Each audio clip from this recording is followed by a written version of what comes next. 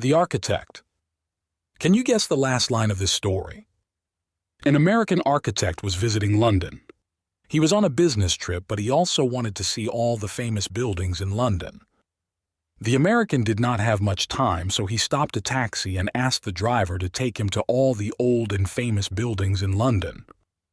The taxi driver drove him to the Tower of London. "This is the Tower of London. It was a prison in the old days," he said. The American looked at the building and said, "It is so small. In America, we could build this in a day." The taxi driver took the American to Westminster Abbey. He said, "This is a famous church. Kings and queens get married here."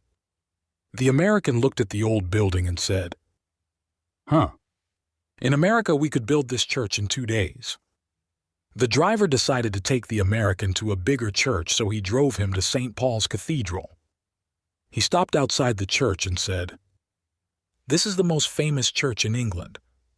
The great architect Christopher Wren built this church." The American got out of the taxi and looked at the church. In America, we could build this church in 3 days," he said. Next, the driver took the American to the Houses of Parliament. "This is where British politicians meet." The American said.